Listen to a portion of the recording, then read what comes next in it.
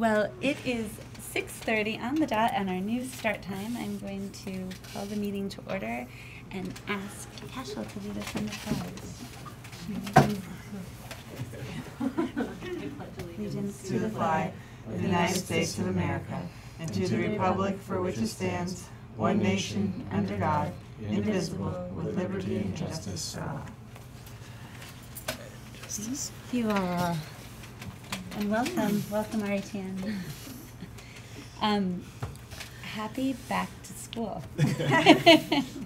Almost for all of us, and a full day for our staff and faculty and Mark and many of us, but and especially I think exciting, bustling time.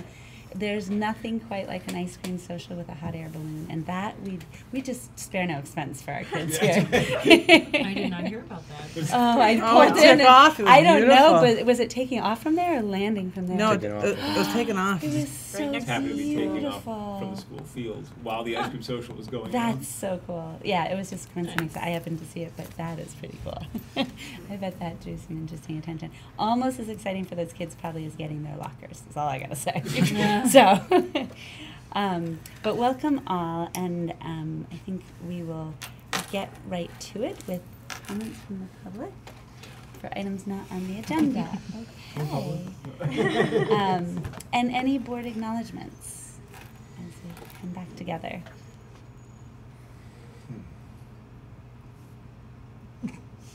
I know, I'm feeling a little shell-shocked myself.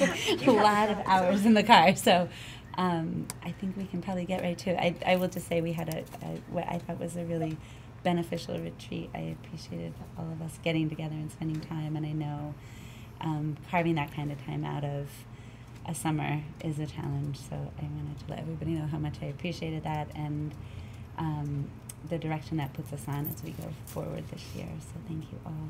I think a great big thank you to Mark and his staff for getting everything ready for school. Absolutely. All the changes Still and have additions. a little over 24 hours. No rush. What, like 23 and a half hours worth of work? But the buildings look beautiful. At least Yeah. coming in here, it look beautiful. Yeah, it's really nice to have people back. Thanks, Tom.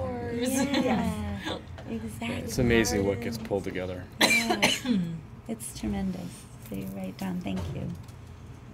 All right. I think moving right along, with our consent agenda, I would take a motion on the consent agenda. Good question. How do we just make A comment. a comment on? Is there something we want to? Well, it's just I never put my name on the minutes for our retreat. Oh. Submitted, and I noticed that when I was looking You at can them. do it with corrections. Make Okay. the motion to accept, Yeah. then correct, Okay. Okay. and then, so I'll make the motion, we accept the consent agenda. And then you need a second. I will second. And then you tell them what the error is. Okay, and so just with a correction to the minutes from our July 29th retreat, to add that I submitted Author. them, 'cause the author, because I forgot to do that. Thank you so much. Then I agree to amend my motion to accept it as corrected. And I'll second that. Wow, we're All so those good at in this. favor? Aye. Opposed? Passes 5-0. Thank you, and thank you, Don. We would have muddled through that. I'm not quite sure how, but I am appreciative. I am going to turn it over to Mark, and he's going to be uber efficient. Okay, well, nice to see everybody. I've allocated 30 minutes to my opportunity to update the board, and I know that we want to start with some updates on transportation, so if we need to adjust the time so you have all the information you think you need, then so be it. I do want to have time to share with you the great things we've done over the last 3 days and sort of the big work of the district. I appreciate Rachel framing some of the questions and concerns that have come somewhere. I've looked for them and I haven't found them, although I think I'm well aware of what they are, so thanks for that. We've all been working hard, but no one has worked as hard as my friend and colleague Jessica Little. I'd like to invite Jess up to the tables so she's not so far away. Yeah, please join us. And as she's gathering her stuff, really, she's just done a superb job handling a lot of questions, many of which are legitimate questions from parents regarding the upcoming school year relative to buses. The good thing is that we have fielded a lot of the concerns, and I think that school will open, buses will roll, kids will not be lost, things will work. There will be some glitches, of course. But more than that, we've reduced the fleet by 3 buses, and that was not a small undertaking. And with that came a number of changes that had to happen. Pickup time, drop-off time, school buses to a degree changing.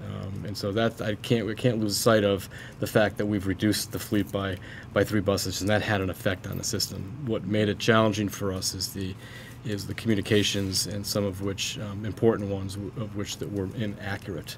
And I invited Jess here not to take the heat, because that's me, that's my responsibility. But more importantly is to give the board, I think, some really good real-time information so you have a greater context of what we've been working with, mostly Jessica, who's been facilitating this, and should be a very small percentage of her job has consumed literally hours.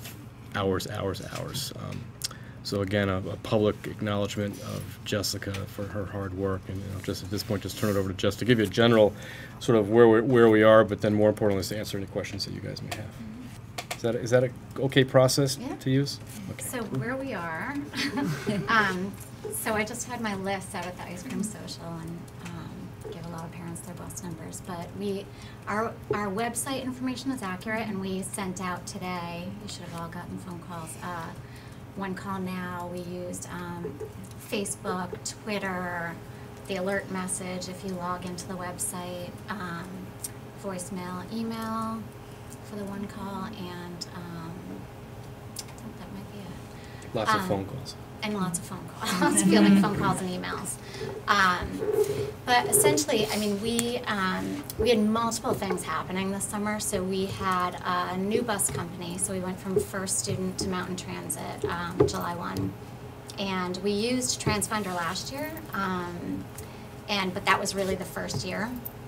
And so sort of continuing that, but also with new folks. So the folks who were just sort of getting into it last year are no longer with us. And so Mountain Transit had to learn a whole new system as well. So that piece, and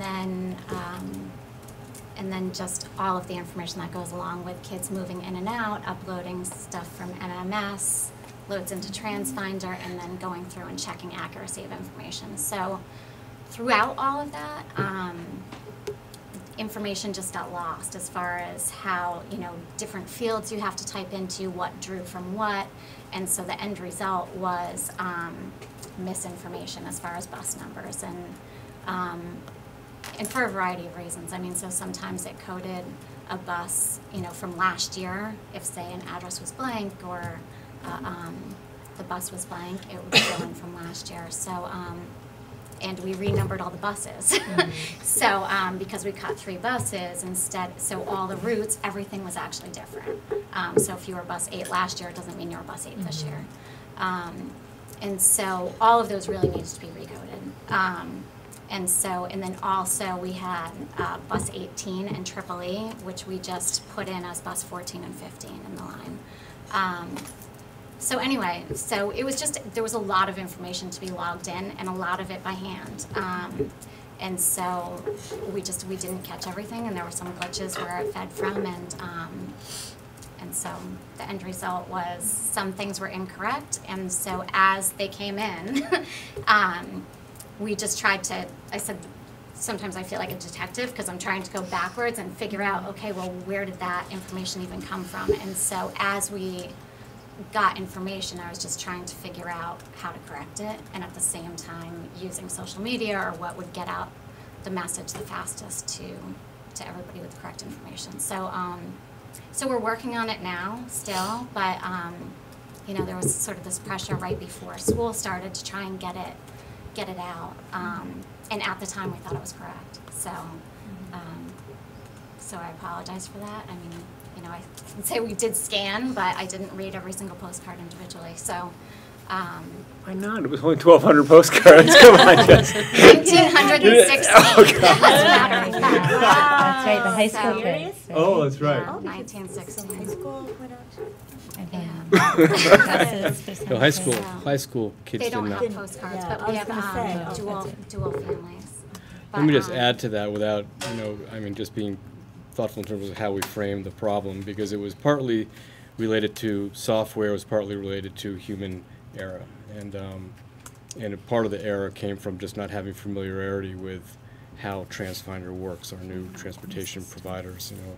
We spent nearly an hour with the management of took a ride to Milton just to make sure we had a conversation that we're on the same page. So, again, we've been thoughtful in our approach to helping them get better at what they're doing, but one of the takeaways for me has been some assumptions were made that the initial training that was done, provided by the bus company to their employees, was not as adequate perhaps as it needed to be. And again, lessons learned, because it was a new program. So the errors were not malicious. They were not like, this is not a priority. It was literally, when I watched Jessica using 2 computers because she's had to get facile, it's just amazing how many fields there are. And if you don't have that hands-on experience, even though you've had the training, but you haven't had a chance to generalize it into real live problems, that's sort of what we bumped up against. Yeah. I mean, it's a pretty complex system. So, I mean, having said that, moving forward, I think, when people really understand the system and can enter the data, there are some amazing things it can do, but it's really complex and it's getting there. So I think, starting in July with a new bus company and new folks and trying to get all that information logged in, which is by hand, even though we upload from MMS, it's a lot of time and a lot of work. And so, I wonder if you can talk a little bit about, I know there was some concern. I think we did the right thing in July just to send a message out saying, just to let you know, there may be some changes without being specific around bus stops, or bus routes, bus stops. And we thought that was the right thing to do, and some people wanted the information now. We just weren't ready to give it. It was just sort of a heads up. But since then, I think that we've gotten clearer about what the bus stops are. Maybe, Jesse, you can talk a little bit about, how different that may look like from previous years. So it's not that different. I'll talk a little bit about the process we use. So we did use software, but there's also human piece to this side as well. So, we used software, so the kids' addresses are in there, and it looks like a bunch of little red pins on a map. But then knowing what we know, so you can also see, what grades the kids are in and look at the routes. But then knowing what we know, and the bus company has folks that came from first students, so they know a lot of sort of the detail and intricacies of you can't turn around there, or in mud season here it's hard to get through. And so then we take all those things into account.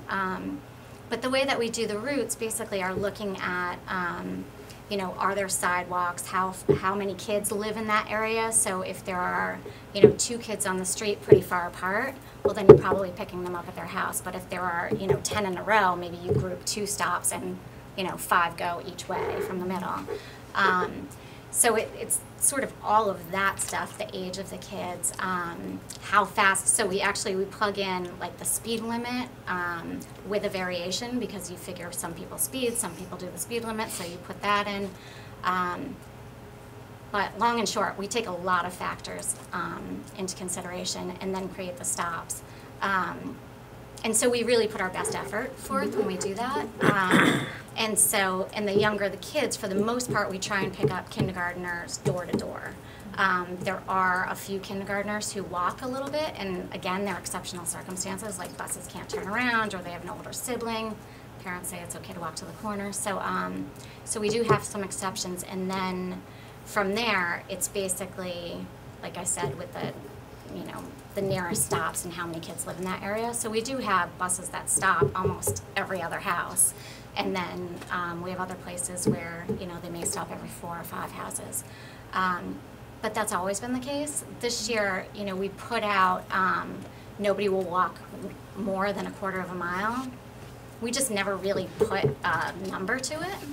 And so for the most part, and I didn't get a chance to look this up because I was reading bus numbers, but I could look this up. But for the most part, kids are walking, I'd say 1/8 of a mile or less. It's usually like a block. But when we look at the distance, it was really, I'd say the average is about 3 houses for most of the kids if they're walking to a stop. So. And there are areas, Jessica, that kids are not walking River Road, Right. Osgood. I mean, there are sections that are clearly not safe. Not safe. So there we may stop every, Susie Wilson Road is another one. Another thing that we tried to do was eliminate transfers. So we had kids who were transferring buses. And that was another piece. We didn't eliminate them completely, but we drastically reduced. So now we only have 2, and they're at the Jug Handle, which is across from EES. So It's that's not at the mobile station. Right. Yeah. So there used to be one at Maple Obviously, Field. it's Yeah. more difficult with Right. the businesses. Yeah. Yeah. growing. So that was another piece that we were trying to do when we consolidated routes was really timeliness of pickup and delivery of kids, and then eliminating the 3 buses and eliminating the transfers. So we were close on that, but not completely. But I think better transfers. So anyway, we take all those factors into account, and then we also meet with the road crew. So a lot of folks, get concerned when it's winter because some areas have snowbanks that are really high, or it's dark in the morning. So we do take that into consideration again. And actually now, the first few weeks of school, we take attendance for ridership. And so sometimes there are small adjustments, or people email, and, it's a new student who lives in a certain place, and, we sometimes drive out and look at the area. Oh yeah, that is a blind corner or something. And so, we do make adjustments, even though for the most part, though, the routes are set. And then we meet with the road crew again. They have a winter operations plan, and we talk about the snowbanks and, what sidewalks they can plow and how they prioritize. Having said that, I know that a huge concern is walking in the dark and snowbanks. And I don't know. That might be something to brainstorm about because. Well, the first time ever, we've met with Lauren Ward for the last 4 years, who's the commission. Great guy to work with, and his crew as well. This year, Dennis Lutz joined us, and Dennis was really interested in the conversation because if there are equipment needs, like to keep the banks winged back or down, then he needs to have a capital plan that addresses that. So having the opportunity to talk with us as educators in terms of where the ins and outs are of a routing was really instructive for Dennis to be part of that conversation. And he's all ears in terms of how do we work together in the future to address some of those more dangerous spots in town. So basically, I take all of that information, I keep a log, and then I meet and we go through all of those areas. We don't have any crossing guards, right? No. Just the high school does, yeah. Are you able to, with the software, estimate ride times? Does it do that? They all have ride times. So, well, you can subtract. So online right now, we have bus routes by stop. So if you are, if you're picked up at 7:20, and the school starts, then you have a 10-minute bus ride. Is there I'm curious if you're able to say, okay, last year the average bus ride was 28 minutes, and this year it's going to be 36, or are they the same? Or are you able to compare from last year to this year, the average? Because I can imagine the question, hey, we got rid of a bunch of buses, and that means our kids are riding longer. Yeah, no, actually it's better. I don't know if I could run a report that way. We probably could. I'm still learning the report running. There are literally like 1,012 reports that you can run. You're not going to be able to till they actually run the route and see. And then you'll be able to input that information into it. But what we do have now, and this was part of the process during the summer, it gives you minimum, so for each route, it gives you minimum and maximum distance that kids have to walk. It gives you the amount of minutes that the entire route is, and then it gives you your ridership, so how many kids are on each bus. And so at first glance, when we looked at that, we looked at certain routes to say, oh, this route is 83 minutes, and this one's only 50. So do they come close to a neighborhood where we could take some of these kids, put them on this bus, and then get them both around 60? Right. So we do have that. That's an easy to see how long each route is. Our goal is to, as it has always been, is to keep kids under 60 minutes. Yeah. And that for some some areas that's a challenge. Mhm. Up to some areas of town. Yeah. So, but that is something, I mean, just in creating the routes that we look at.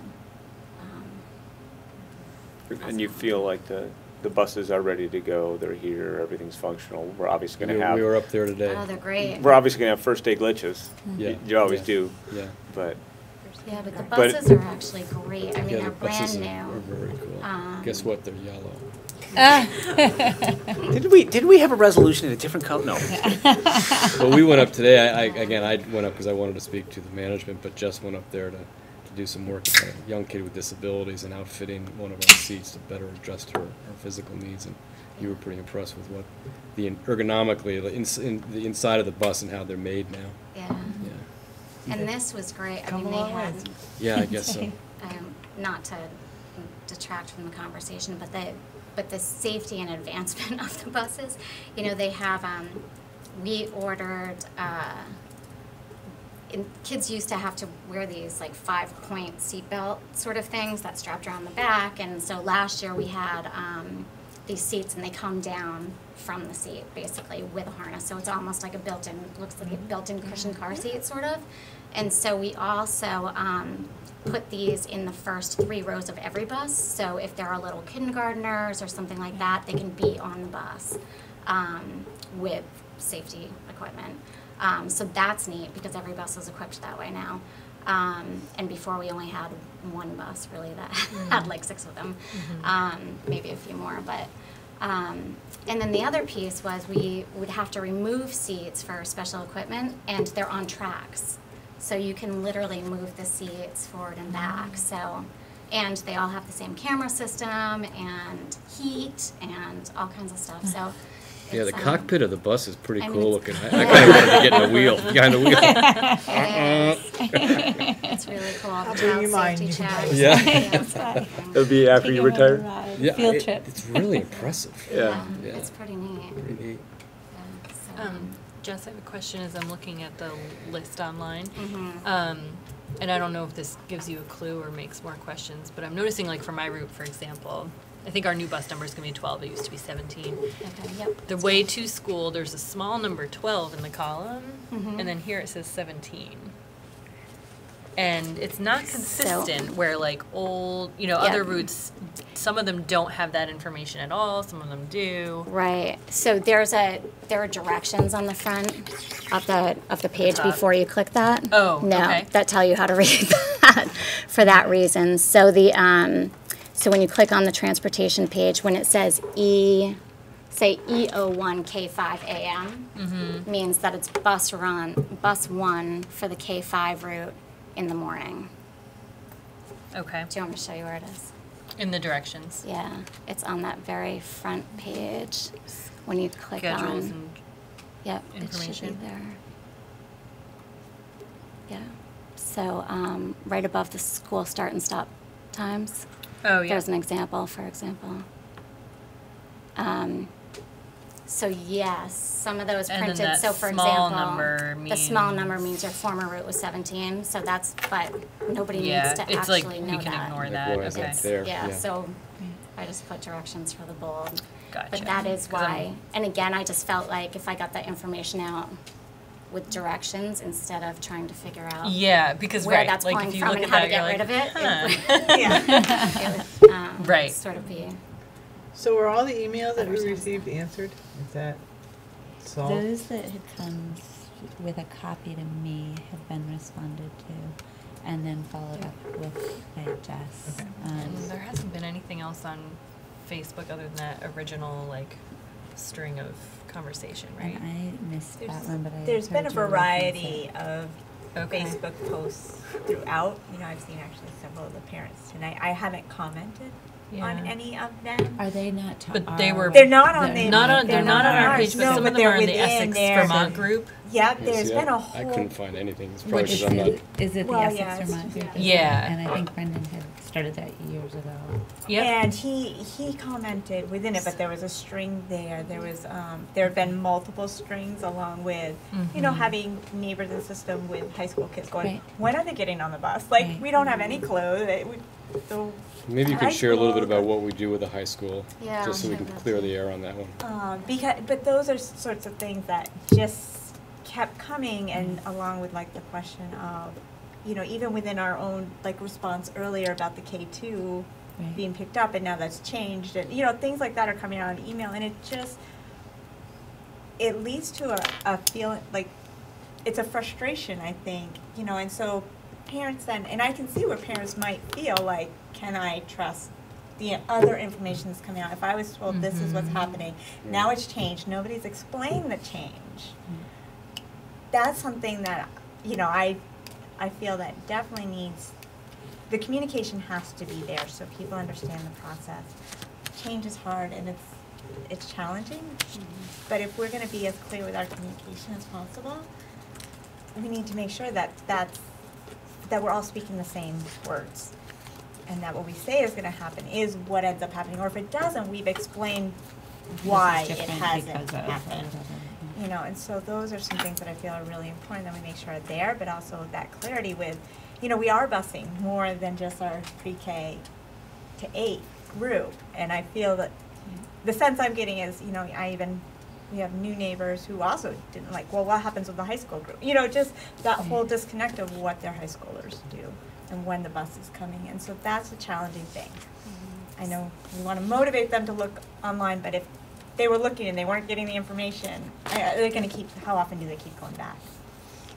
So for the high school, and this hasn't changed ever since I've been here, is that I contact Rita and Rob Reardon, and so I send them the bus routes, and they post them on their website. And then this year, what I did was I cut and pasted, basically, and here's the blurb that we posted on our website and emailed it to both of them. Yeah, it's just that the information to say to look on the website for that came out the first week of August. And what And they did nothing was put in available. Phone number. And it's radically changed for a lot of kids. So there's quite a number. I'm just thinking that when we do significant changes, we really need to think about all the kids that we're serving with those buses. I think that's important. So what do you mean that it was radically changed for them? Well, some bus routes are totally different, and the timing's totally different. So I can give you an example. So the high school bus route, it's the same spot, Yeah. but it's now picking up a half an hour earlier than it did last year. Now, the people I know, but there were a large number of kids who got on at that corner.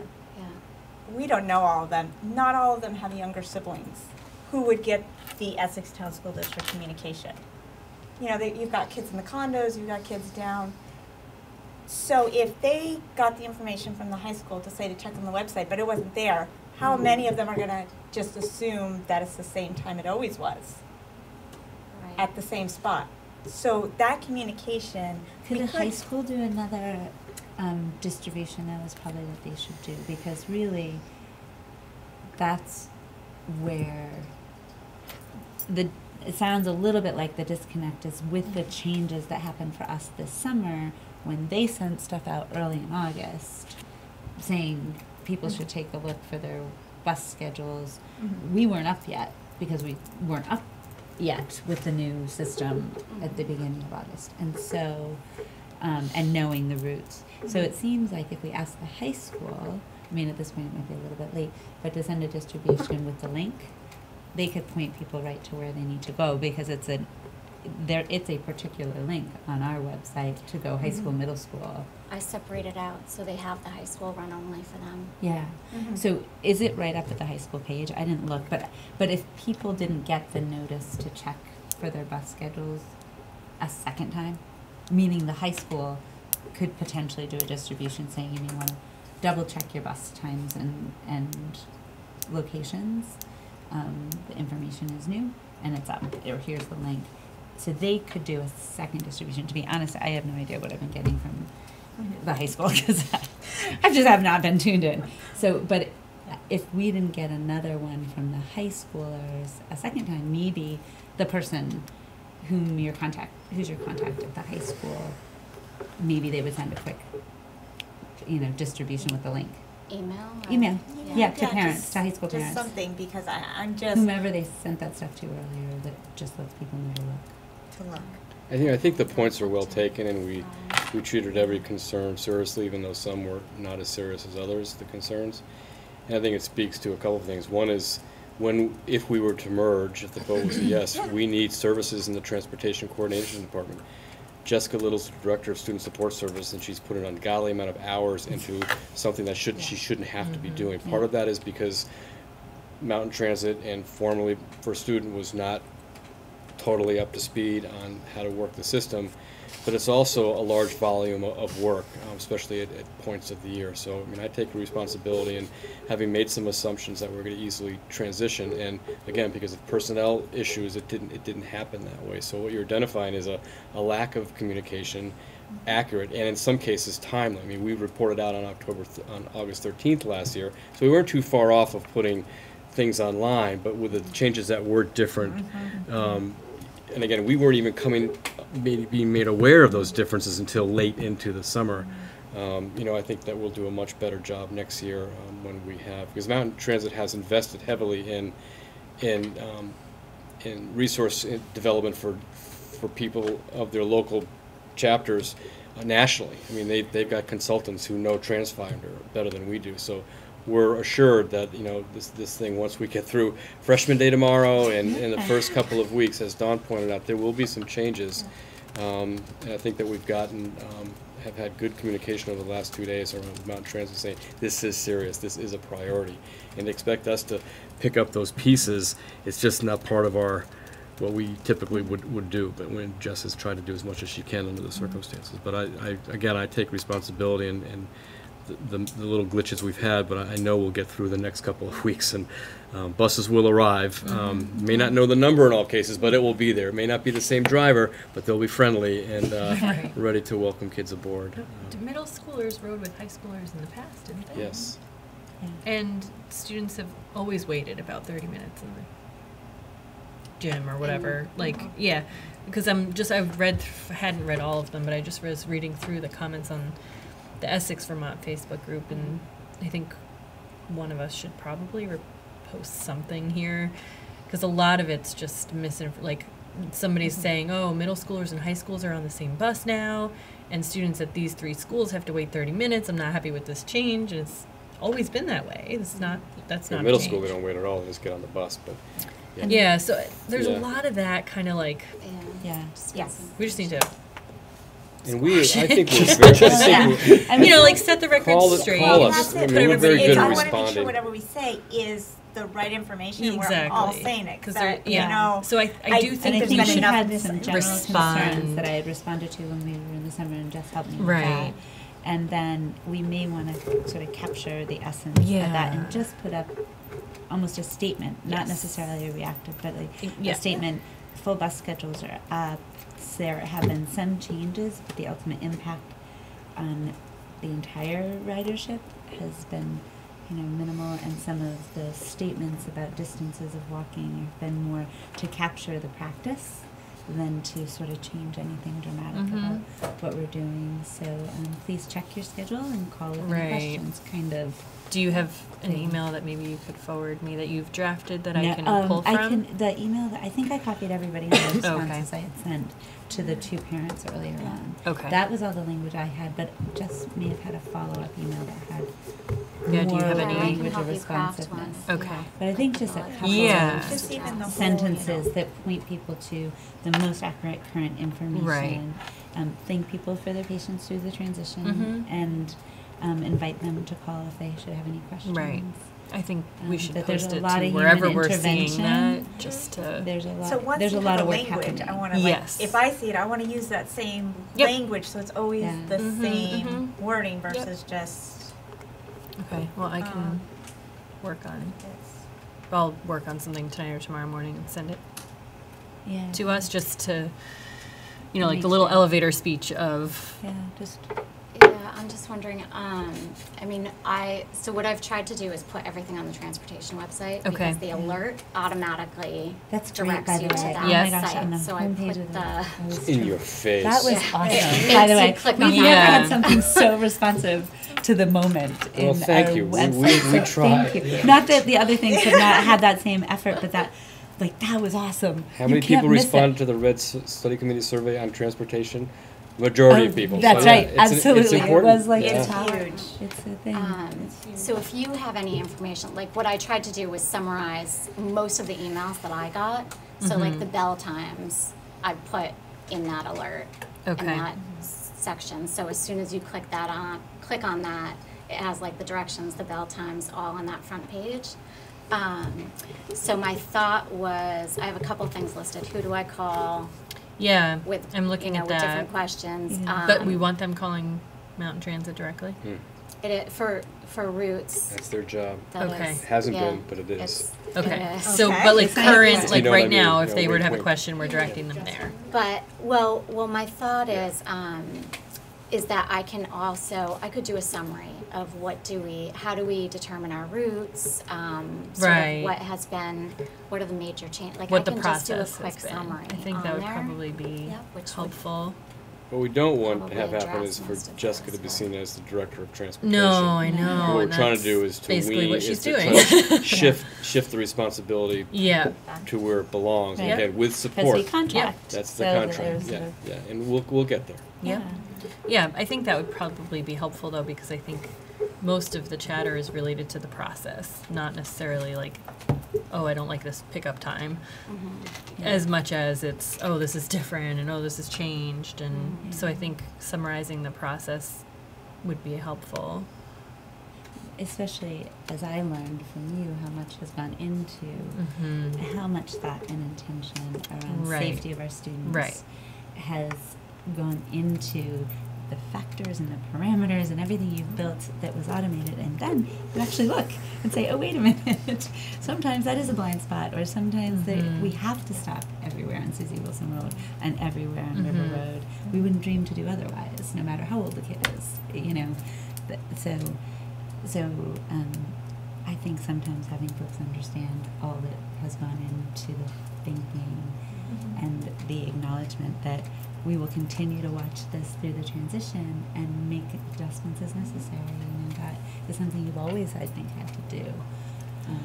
And it's, you know, just it's what we do. But it's easy for people to assume none of that's happening, and that arbitrarily we ditched 3 buses, and now here we go. Here's how it goes, and it's been super clear to me that that has not been at all what's gone on.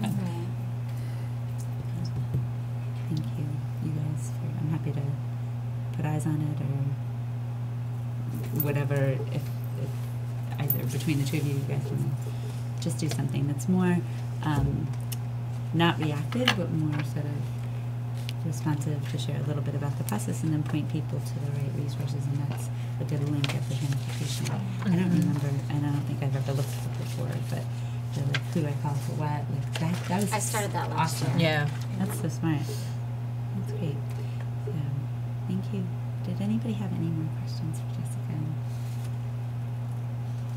Thank you very Yeah. much. for your Yeah. hard work. Thank you very much. And Rachel, thank you for sort of bringing it to everybody's attention. I think I didn't see those on Facebook, so I wouldn't have necessarily. I was seeing a lot, and I felt like it's very uncomfortable to sit and see those sorts of things, but yet not know the right way to respond, Yeah. because it's not something, you don't want to in any way inflame something, especially when it's a simple, you know, and if you know the person, you can just be like, hey, you know, Here's what really, no, you're getting, yeah. the bus drivers are, for the majority, the same Right. people. They were all offered, you know, that sort of thing. But some of these questions, it just seemed like there were a lot, and I felt that it was, really, when it comes down to, we were the board that decided to include a budget that eliminated 3 buses. So, you know, it comes to that we should have a response in this, using the facts and using what we know, to answer And just, the questions. Supporting the process that has student safety as paramount, I think, is really important that people understand that while we're not doing the busing schedules, nor do we care to have veto power over what happens with that, these are all the considerations that are happening, always have been, continue to be, and we are fully supportive of that.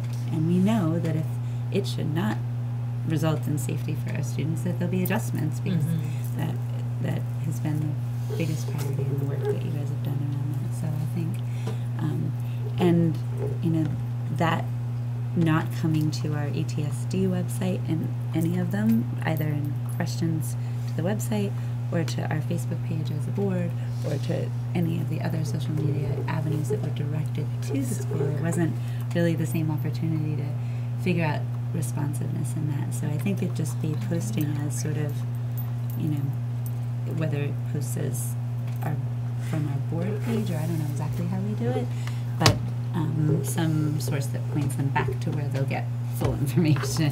So I can list as much as I know, and the driver piece I do want to say about that is, so 9 out of the so we have 14 routes, so 9 out of the 14 drivers came back, and the drivers weren't posted because they had to hire them and train them. So literally, they sent me the list of drivers today while we were up there. I said, "Do you have the list of drivers?" So, so I'm going to post that on the website, just driver name and number of bus. But my thought is, I'll just put up as much information, again, like summarizing from here, the information I got, and then you can just direct people back to the website. And if you have something you want me to put up there, I can easily do that. That's great. That's awesome. I think having a training, or if you will, sort of directing people where they can get their best resource for the information is terrific. And thankfully, having Rachel let us know, or you guys know that heads up, this is what's coming, is, I think, the right process to make sure that we can be responsive rather than reactive. Thank you guys. Thanks, Jessica. Yeah, thank you. Nice trip home. Rest. No paddle boarding for you tonight. Unless you have running lights on. That's right. Well, that'd be kind of cool, actually. Now, Dan, you want her here tomorrow? Field those I did questions. paddle those without a concerns. light once, and it's $150 fine. So I still Oh, don't have a light, but I seriously? don't paddle at night. So. Yeah. Oh, wow. That's commitment. Because champs might come up and I know, punch your that's stern, right. you know? Yeah, it was a full moon. It was gorgeous. Oh, I Wow. bet. Yeah. Oh my Great. gosh. Thanks, See Jessica. Good night, Jessica. Thank you. All right, moving right along. Thank you guys for the extra time. Thank Yeah, you. you're welcome. It was necessary. I appreciate you in advance sending me some things to sort of think about, Yeah. Rachel.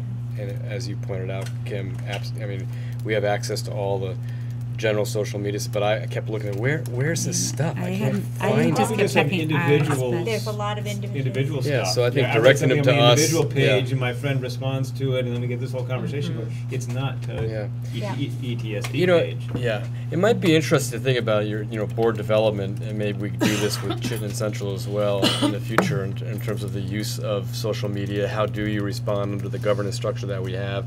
What's taboo? What's appropriate? How do we use it to engage? Similar to what we did as a leadership team, might be a good conversation to have in sometime this year. But Yeah. I think maybe if we just friended all the parents in the entire. There you go. Well, and on the other flip side, we don't want to have to unfriend. I'm not very active in Facebook, but those are sort of separate domains. But when you're involved in your community, you also become a parent that would otherwise maybe be part of a conversation just as a parent, and it's hard. and then sort of catching where and what we do. And I think sharing that it's an issue brewing is exactly the right thing to have done, at least from our. And I'm just curious demographically, who's had the biggest network of other parents? A former PTO president. Yes. Whereas how many Hear from parents a do lot I of people have? from Is, time to time? But it's know- funny, it's. I look at some other people who seem to have a lot more friends. Maybe I just had the more vocal friends. I don't know. We get the friends that are in our Friends network. is a misnomer. Very Something. nice. It really is. Oh my God. That's right. But no, Friends. but it's there are there's a multitude of different people who have different concerns, and what I find interesting, it's more than some people are going to be just spend more time on Facebook. What always catches me are the ones who you don't see posting very often, and when they start posting things too, you know, it just adds to the level becomes bigger of than necessary, probably. what could be. So Well, thank you for the opportunity to share a little bit Thank you, what's guys. been going on. So it's now 7:20, so I'd like to make a suggestion. I have the blueprint for learning and teaching that I referenced in July at your retreat, but I'd like to talk about how we unroll that and give you a copy of it. And then if you'd like, we can unpack it a little bit as a board in terms of what these strategies mean, what these objectives really mean in terms of boots to the ground work in the district. So I can pass it out and then maybe have a more formal, I have a little presentation, but there's some other things I'd like to share with you that's within that context of our growth over the next few years. Does that sound okay? Does that work? Did we skip August pre-service?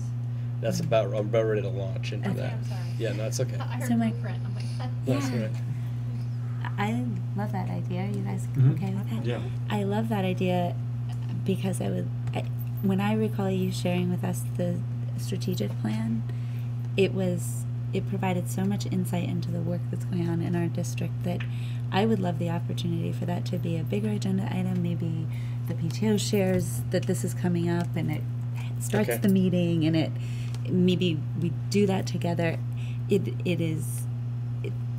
To recall how that went when you shared the strategic plan and knowing that this is a different vernacular for sort of the next step Yeah, in this, yeah. I think it is a perfect thing to have be part of what we share, Okay. so that for many reasons, but among them the idea that we are continuing to grow as a district, even as we're looking at what the future might hold for a larger district. Okay. I think Sure. that'd be awesome. Great, and it's Does going to that be more sound than just good me for you here guys? talking about it. Okay, well let me just not throw some things at you, but put some things out there that I think that are fun, and sort of frames the work ahead, not just this year, but for the next several years. So the pre-service schedule, in-service schedule, teachers came back on Thursday and Friday, and today was all teachers, all support staff, and everyone will be here tomorrow as well. Support staff, if you recall, in their contract only have 3 days of professional development above the 178. Teachers have 7 days, 10 if you include the 3 parent conference days. And so it's not a lot of time. We've got, hence I came back, there's a half day in January and a half day of May in 2016 to do some work in a vertical sense between pre-K 8 on those 2 half-day releases. So we pack a lot in, but what I've learned over the last number of years is less is more, if you will. But we haven't been able to really abide by that principle over the last several years because of all the heavy lifting that had to go into getting our curriculum aligned with national standards vis-a-vis Common Core and next generation science standards. So we're over that hump, and now comes the fun. Now we get to work together around as professional learning communities in terms of we have these kids coming on the 26th of August. What does our work look like as a PLC? Based on the kids that we know are coming to be with us for a year, based on the data that comes with them. Now that we have common assessments, common data is coming our way across the grade levels so that we have a better sense of who these kiddos are. And then as a PLC, what do our instructional units look like to get kids from point A to point B? So the work last Thursday and Friday was really focused on the work that needs to happen in the schoolhouse and on the team level. So that was really a great sigh of relief from educators, and they were part of designing that. But we've shifted from the heavy lifting of, God, we got to do this, like really intellectual work around putting these curriculums together to let's get some fun stuff going around, the tenets of a PLC, which is what do we want kids to know and be able to do. We've done that now with curriculum work. What do our assessments look like in terms of determining how do we know kids got there? And now the real fun part is what do we do if they don't, and what if they do if they're exceeding a standard? So the work that we're focusing on now as a district is really is closer to kids, and that's very refreshing for teachers who lamented that, why should I be developing curriculum to align with content standards? Well, who else is going to do it? Well, do you want me to bring someone in? No, we'll do it, but it's a lot of work, and it was a lot of work, and we've overcome that challenge. So that was Thursday and Friday. What I did on Thursday afternoon, I did the circuit. Is that Bernie Sanders, what state am I in? After you have the conversation multiple times, you really forget where you are. Not really, but But it really was unveiling the blueprint for learning and teaching. And the talking points that I wanted to make sure that my colleagues heard was that this blueprint really came from us in this room, that we had several cohorts of teacher leaders last year working with national consultants and our leadership team around looking at the structures that need to be in place to get us to the next point in 3 years. And so the blueprint reflects the good thinking on the part of school leadership and teachers in terms of what is it that needs to be codified in a plan to help us get there. And we really minimized the jargon. We didn't want to get too technical because we wanted to have utility and accessible for parents, for the school board, for all teachers, support staff. So it isn't loaded with type of language, which the last strategic plan had in it. We also call it a blueprint, as I mentioned, because for anybody who's built the chicken house or a home, you know that plan has to change. And so I was really clear in my presentations that this is going to get us going for school year 15-16. We're not deviating from where we've been. It just makes it more focused. But we can change and adapt if the need arises. And I think it probably will in the event that we merge. We're going to have to revisit Chittenden Central's plan and our plan, and where do the puzzle pieces touch, where are they different? And I think in my observations they're going to be different. Because again, this is a district plan compared to maybe building plans. So there are no action plans anymore at the schoolhouse level. We have a district plan, and that's what the blueprint is. So the big idea is, then I'll give you a copy of it for you to take a look at, is that it's really based on the vision of excellence in Essex Town. And our vision is that all kids can learn, and all kids will learn and be successful and engaged. No exceptions and no excuses. And so that's the header of the plan, coming right out of the gate. This is our vision, and this is what we need to support. If you're working here, this is where we want to be with kids. The theory of practice, if you will, is that in order for that to happen, we have to have a viable and an enacted curriculum that's student-based, that is based on an inquiry model. The language is aligned with our ends policy. And in order for that vision to be realized, we can't just say, yes, we have a curriculum, and then you go in your classroom and you teach whatever you want to teach. That was several years ago. So the theory of practice is about, hi, John. Hi. Do you know that guy? Oh. Why, John? Yeah. Oh, okay. So the theory of practice is it's got to be a viable curriculum, so it's got to reflect our national and state standards and what we think is important for kids to know and be able to do here in Essex. We can't forget that. So it has to be viable, and it has to be enacted. It has to be implemented. And we have to make that collective commitment as a group that this is our work. The three big strategies, if you will, have to do with instruction, which is the number one, that it's all about high-quality instruction. So you'll see a number of different things addressing high-quality instruction.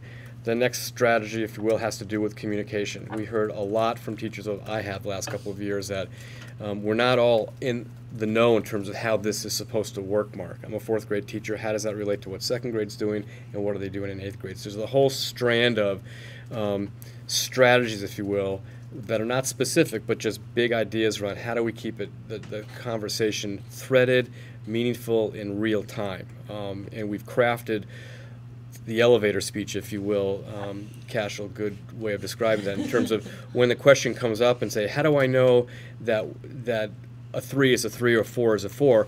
Well, it's communicating about what does calibration look like. So when we're calibrating as educators around what the standard is, we have to have a communication in place so that second grade teachers are calibrating in terms of what the standard is, but it has to be aligned with what third grade teachers are talking about. So that communication strand has to be very, very tight.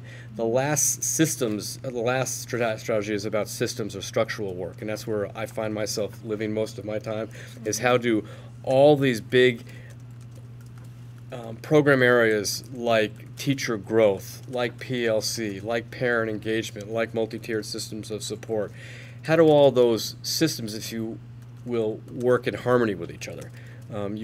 What teachers understand now is you can't do PLC. You can't do it, you have to be it. It has to be who we are. You can't just go to a meeting and say, I did my PLC today. That's where we were 3 years ago. Now it's really practicing the principles of a PLC, and that's the story that we're trying to create, and that's what I want the conversations to be like in our schoolhouse. So those structures have to be in place so we know how to talk about it because we see it happening. We see all these things connected. Does that make sense? Mm-hmm. So I'm going to give you the plan. It's in the staff handbook for the first time. I didn't put the last plan in there, so there's been a rewrite, so I felt it was important to put out there. We rolled it out last Thursday. I did glean from the Essex Design for Learning, the seminal document that was made in the late 60s. In 2000, it was rewritten. So I took the language out of the Essex Design, and I put that front and center because it's just a beautiful piece of writing. And our blueprint for learning and teaching, guess what? It just marries that very well. So I wanted to remind, especially new folks, that we as a community in Essex are strong, and we believe back 40 years ago this is what we want our kids to know and be able to do. And I thought it was just a really cool way that those two things lined up. So the document I'll give to you after when I stop talking tonight, you'll see that alignment. So I'll give that out in a couple minutes, but I wanted to show a couple of artifacts that I think will be fun for you to take a look at if I can. So that was Thursday and Friday, but today was just an amazing day. It was probably the strongest day we've had together as a staff, and there's lots of reasons for that. But one of them is I think that we're more united than ever before. Because of just the sense of common purpose that we've developed here the last few years. So just picture this: we had more than 200 people in the gymnasium, and engaged and ready to talk about the important work. And rather than talk, sort of in the platitudes about all the stuff that we're going to commit to, I chose to talk about culture and climate. Thought a lot about this summer as we think about a merger.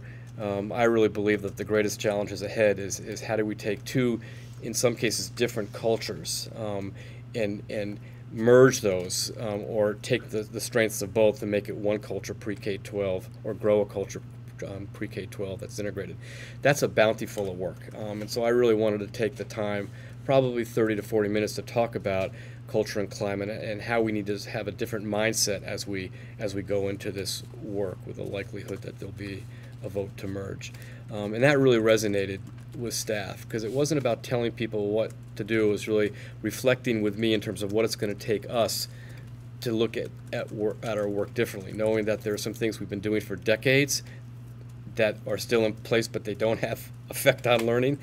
And there's some really cool things that we're trying to innovate and take risks around that it's hard to get traction, because there's this way we've always done things in the past. So we spent time talking about that. That was really, really helpful, and I think was really well received. The backdrop of that presentation, let's see if I can do this. Right here. Oh, thanks. Just bear with me, see if I get this right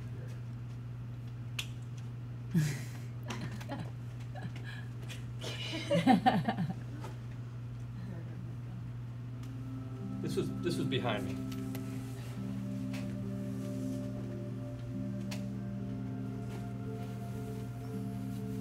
What are the promises that we're going to make to kids?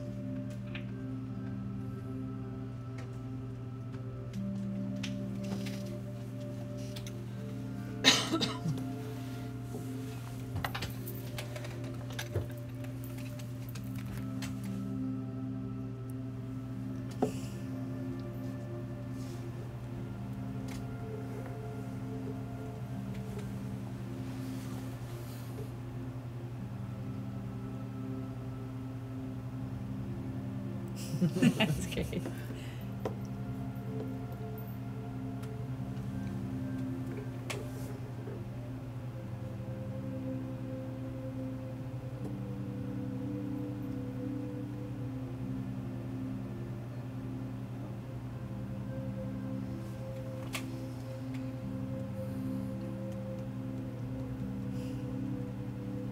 Great picture.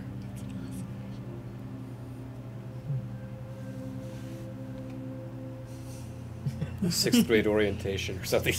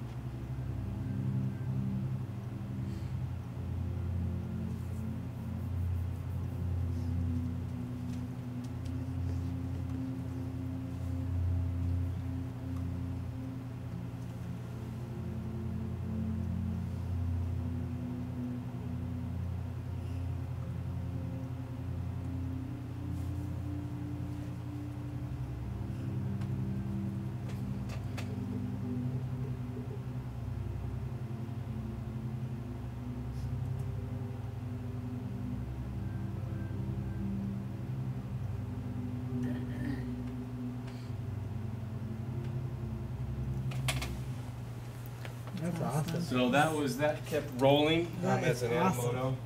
Awesome. So those remarks around climate and culture, I did spend probably 30 minutes then talking about what the merger is all about. It was just an opportune time to, if nothing more, allay people's concerns about that and to be hopeful and to be open to this possibility. So I started with sort of the backstory about legislation, the interest of policymakers to move us in this direction, why that's important, the great work of the Red. I congratulated the school board more than once or acknowledged your hard work, that it does take leadership to make that happen. And then to sort of a town meeting, which was not terribly successful because there was a lot of us in the room, any questions that might come up for people. So that was very much appreciated as well, that they had the opportunity to hear, why we're doing what we're doing, and just to make sure that the ground underneath their feet is not shaking, so that they can't do their job. Was there a general feeling of unease about it? I don't think so. Goes? No, I don't think so. In talking to Brendan and Kathy Printon, who was at our ice cream social tonight, and Kim can talk about that, I think people are feeling relatively hopeful about the possibility. But teachers and support staff, there were at least today there were no questions. I mentioned to Kathy it might be appropriate to come up with a couple of forums so that we can engage educators in a more personal way around the work. So what we did after that presentation is that we did a quick break, and then from 10 to 12 was really the great work. So we had all staff there, and we put together all incoming PLC teacher leaders and the entire leadership team. We all took 15 to 16 people that were commingled, again, because people like to sit next to their closest colleagues. So we had people from all different disciplines and grade levels and buildings, and we had these heterogeneous groups. And we had a research article by a researcher named Rick DeFore, who we should promise kids sort of thing is really out of Rick DeFore's work. And we read the article, and it was on PLCs, and what are the main principles and the importance of collaboration, and what does it mean really to be working at this level of profession when these are the promises that you're making. And we used a number of different protocols to be able to certainly go deep into that conversation, and so each of us facilitated that group. And our goal was to, through large group, breaking into triads and those groups of 16, then back into the large group, we framed what we thought in our respective groups were the big ideas in that article. And again, what do we promise to do? What are the collective commitments we're going to do? And then we took that presentation and brought it all to the gymnasium. How do I start this thing? Is there I'm not usually in a Google Doc. Not under slide mark. Is it under like? Present from the beginning. Yeah. There we go. So we came into the gymnasium, and again, in a big presentation, we set the context for what I was going to talk about after this, and that is, how do we connect with the work that we're doing as a PLC at the team and individual level, and how do we tie that to our professional development goals? So when we're thinking about our own growth as a district, as a school, as a team, as educators, individually or in pairs, if this is where we want to be, and these are the true commitments and promises we're making to kids, what does my growth trajectory look like? How do I decide what I want to do to get better at what I need to do, if this is where we want to be? And again, we've become much more intentional, much more focused, given the resources, not only the resources of lean, but we want to make sure we use them for the right reasons. This is what our teams came up with. I'm just going to click through these. One of the things we had to do was name ourselves. We need to have a team name. So if you can see just look at these and just see if you can see the themes that come out. Just give me a thumbs up if you've read it.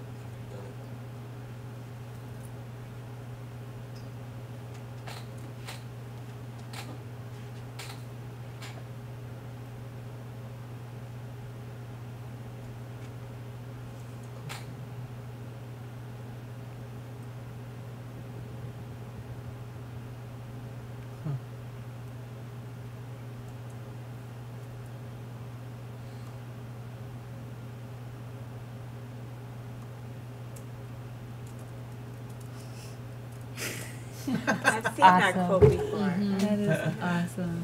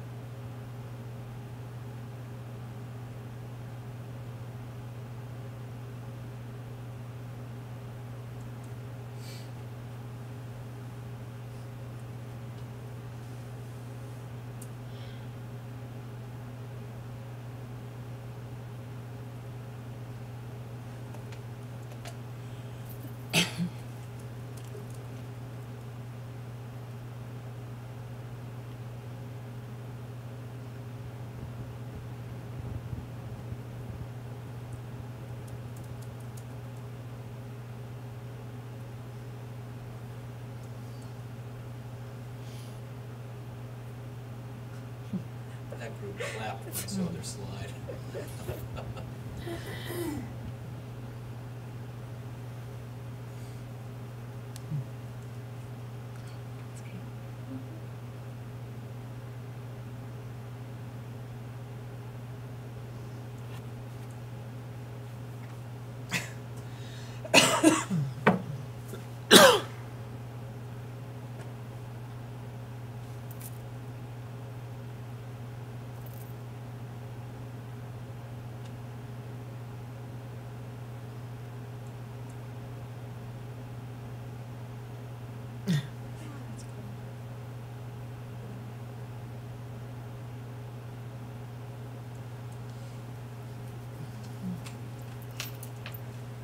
What did you see?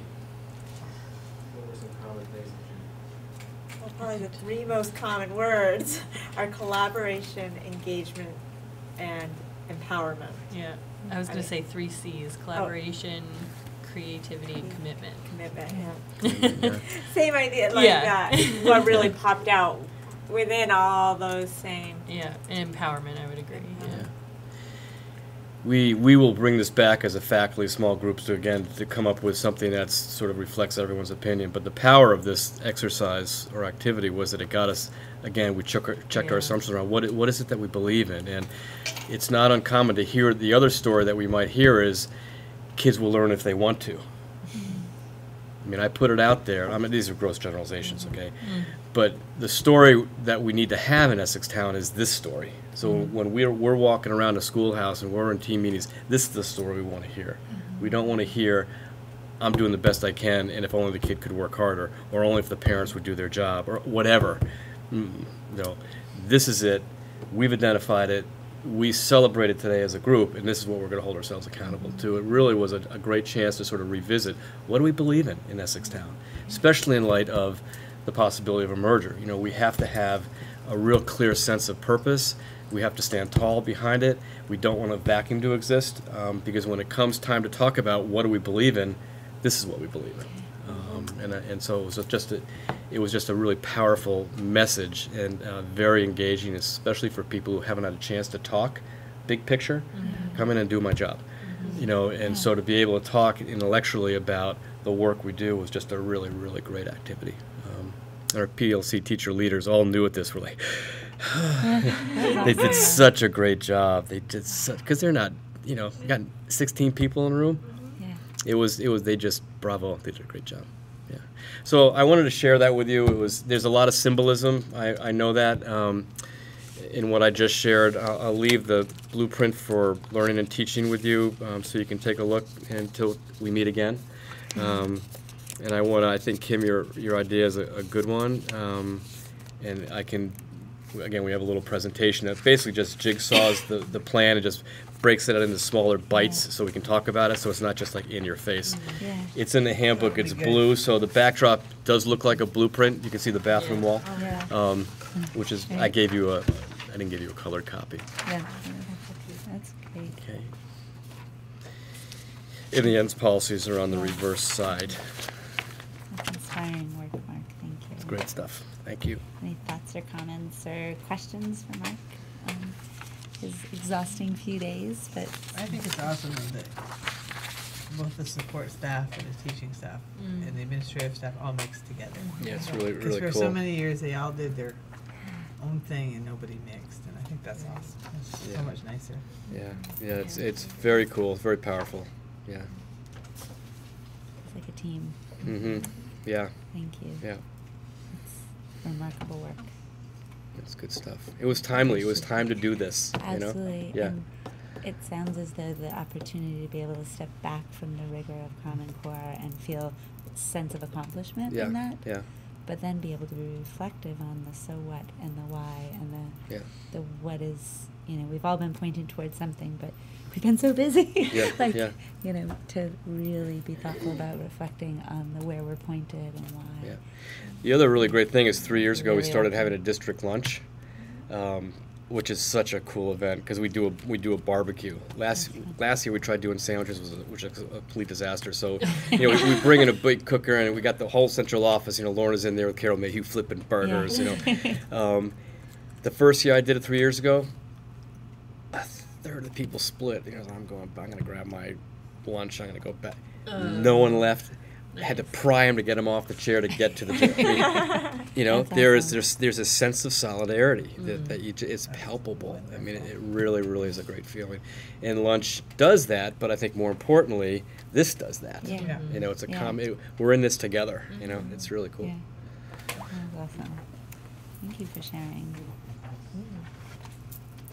Let me see, where's my agenda now? Moving on to that was so exciting, and now we're moving on to policy. I understand that that's our work, but I truly enjoy hearing how the policy guides the work that you're doing, Mark, and Well, it does. that's so much more exciting. But we had spoken at our retreat about those policies that would be important to have in place and clean and current to work through, minimally the next year and a half. And some of our policy audit ambitions stepped back a little bit, as we discussed this summer, in anticipation of just trying to figure out if we were to have a positive vote in the fall, an affirmative vote in the fall for unification, how much time do we want to spend rewriting policies that are mandatory policies? Our local policies are clean, new. They reflect our most current thinking and concerns. I think there was one area potentially where we might do a minor update in our local policies, policy governance policies, but these mandatory policies are those that are required by the state, and we had gone through last year, cleaned up a whole set of them, and these are those that are most helpful to Mark if we can get these up on the books current. And otherwise, as we need to, we can look at anything else over the next year. It may be too ambitious. Kim and I chatted to do a first reading tonight because we're sort of like back in the saddle, but you could just elect to say, we passed them out, we'll bring them back the next meeting and with any questions, but I don't want to put too much on your plate initially. Well, the only question I have, I'm not sure if it's a spacing issue, like the student attendance. Yes. Like there's a page and then there's a second page, but there's no writing on it, and I just don't know if it's neither. I wasn't sure if it was the end of the policy and it was just a spacing thing, or if it was just a blank, and I can. So this is what we, yeah. So It's just a one add page. It's just to a one page, Okay, yeah. because it makes it look like there's a second page. Yeah, but because I it's see page blank. 2 here, Rachel. I wonder Yes. if Yeah, that. and I think it Yeah. probably just Okay. had, Well, let me that just check. spacing. Let me make sure. I'm pretty sure this is it. Okay. But yeah. I was a little confused, and it did the same thing on one of the other policies. What we do also have with student attendance is a new set of procedures. If you recall, in my report to the board last May, I was not in compliance with being clear about the attendance policy, so we've cleaned that up. I have a new set of procedures that, again, the leadership team's been trained in. It's all gone out to parents this year, so this fall. So there'll be a companion document to this that we'll be tight on. Can I ask one other question, Mark? More broadly, for each of these three, were we mostly taking the language recommended from the VSBA. For beta. They're vetted, approved by their folks, language that is where we want to be following. Yes. Okay, so there's not any variation from that? I haven't, Kim. And Okay. again, it's your That's prerogative. You can see that where it says date adopted, that's when you adopted it. Yeah. These policies, this policy on prevention of harassment, hazing, and bullying, that's freshly minted this spring. These other, I think, federal nutrition policy was 2013, and I think student attendance was in the 2010 range, somewhere around there. But I haven't changed anything. I was concerned about the trial nutrition.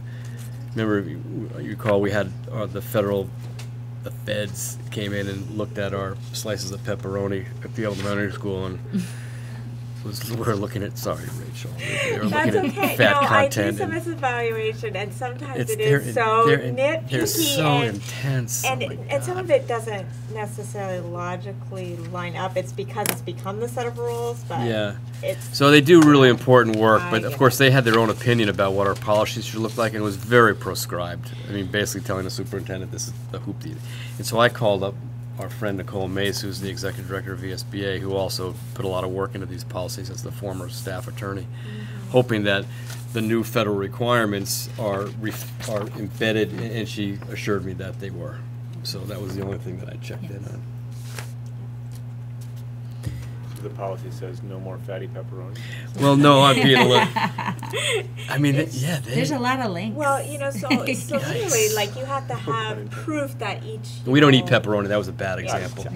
But you do have to have proof that, okay, if you're supposed to give 2 ounces of meat, that your recipe is based on the number, and they will go back and track that down. That's, Yeah. some of the work I do is verifying that the recipes really do meet the requirements, Yeah. and you have to have, it's just, those are examples of how specific you really Yeah. have to be. The more, in my estimation, the more important set of procedures that we have in a schoolhouse have to do with food intolerances and allergies. It's just amazing what our child nutrition staff and classroom teachers need to be cognizant of. I mean, it really is involved in some cases. So, because in some cases that kids can get quite ill if they ingest something. That's really the work. That's the document that we pay a lot of attention to, And like all the gluten-free food food and yeah. All the food safety issues, I mean, those are the ones, what cleaning supplies are they using, Yeah. how are things labeled, I mean, those are so vital, and because mistakes in those areas Yeah.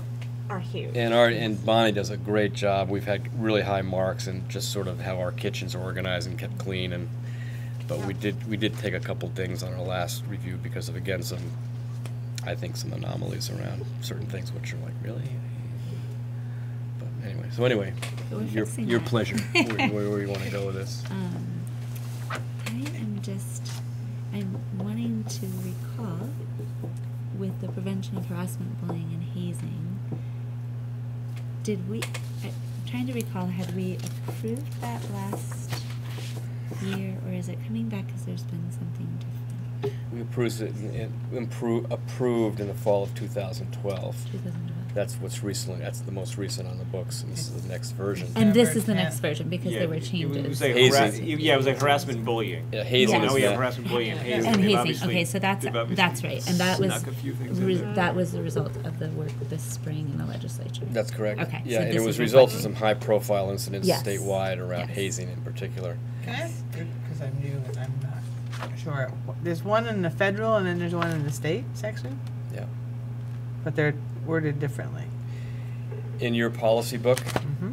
can you give me an example? Well, one is from 2006, the federal one, so it has not updated at all. Mhm.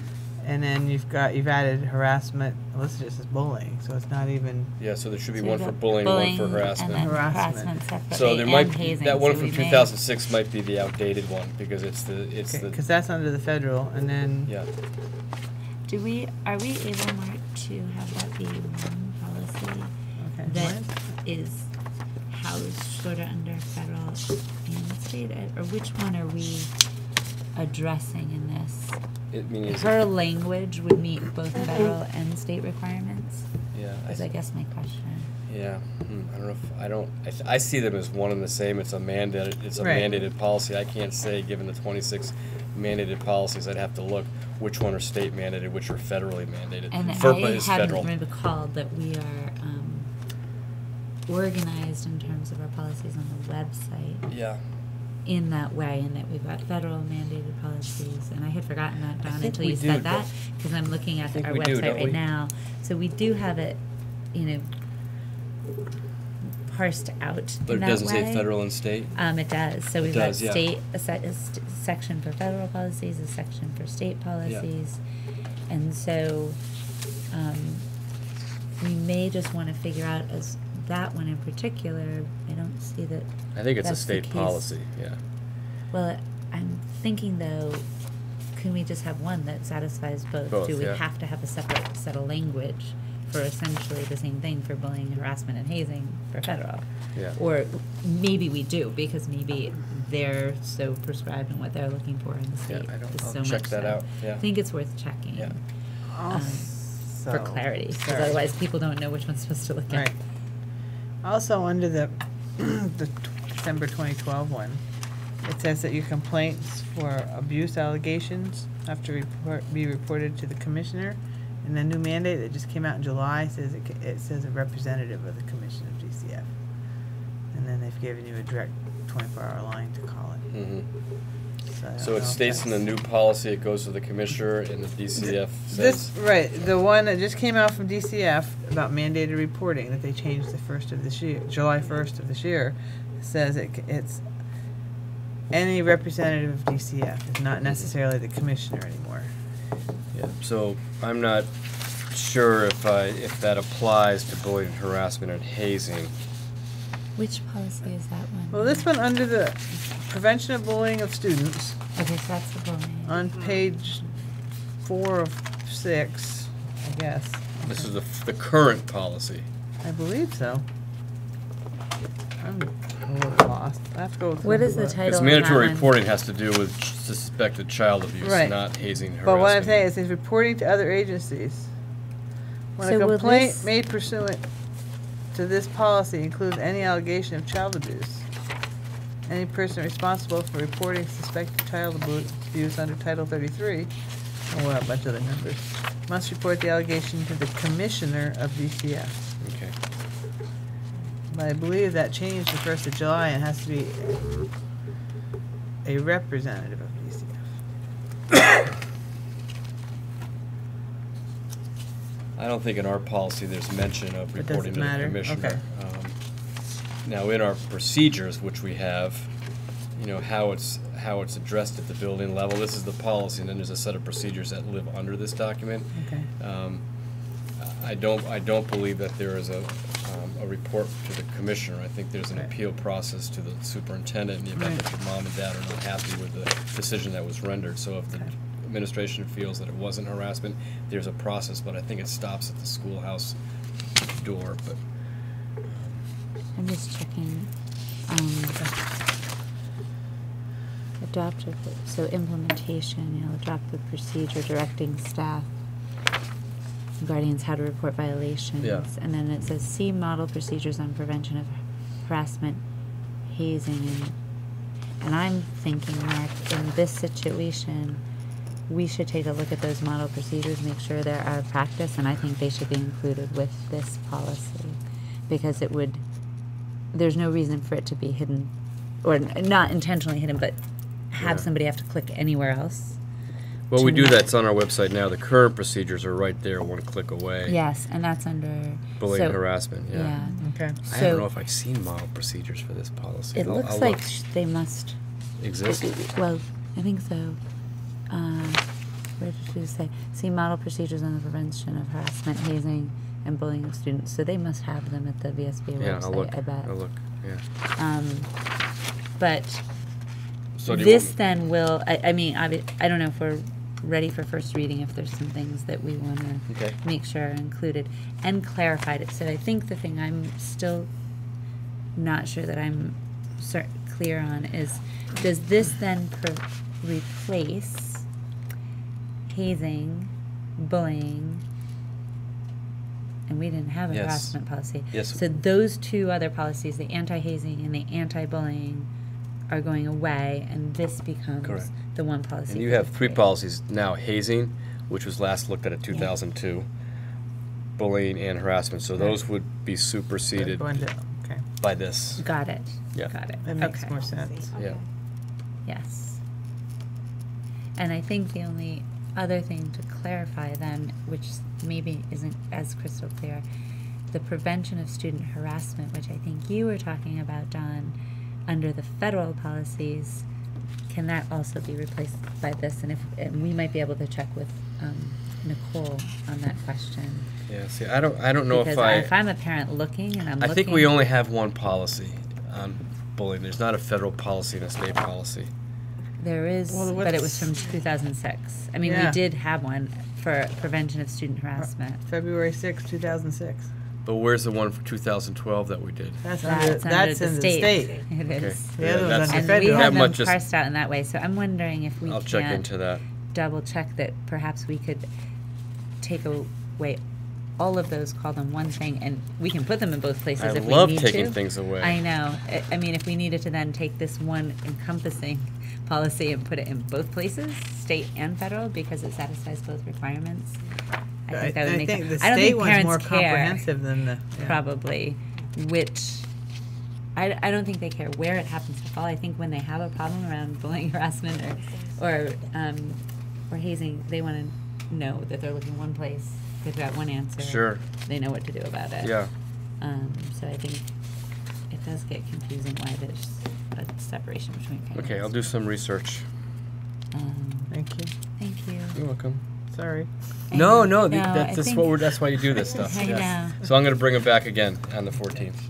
Is there anything on the others that I know you, Rachel, you pointed out the student attendance? We'll just make sure it's just one page. On this third one, we're gonna double check whether it can satisfy all those needs and show up in two places. So I make the child motion that nutrition. we accept the first reading of student attendance and child nutrition and wellness. Do we want to do them all together, or do we want to, or it doesn't matter? Oh yeah, we could do that. We could I mean, do I that. don't know. It doesn't Or matter. it's up to you guys. We can move something along. If there's no logic to keeping them together, and we got two Yeah. of them ready to go, I'll- Right. Yeah, Yeah. and that's the one that, you know, that Yeah. people had already been on you Second about, that so. motion. But people, meaning nutrition folks, but, Yeah. yeah, okay, that's a great idea, Dan. A second? Thank you, Dan. Which one was accepted? The first two. Two. Student attendance, child nutrition and wellness, first two. And if we have to change it at There's the a- if second there's a one, because page there's two. a page two, then Yeah. we'll. Yeah. Mine Yeah. is blank too. It Mine is two, yeah. I'm just trying to keep you in the dark. That's There's really important stuff on that second page. Yeah.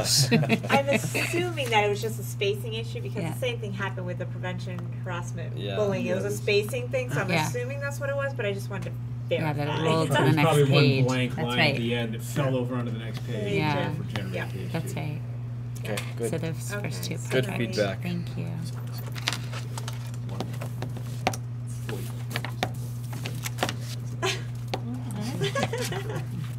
It's weird. They wanted to make sure you were looking at everything. Did we actually vote on that? Thank you. I think we did, right? Just want to verify.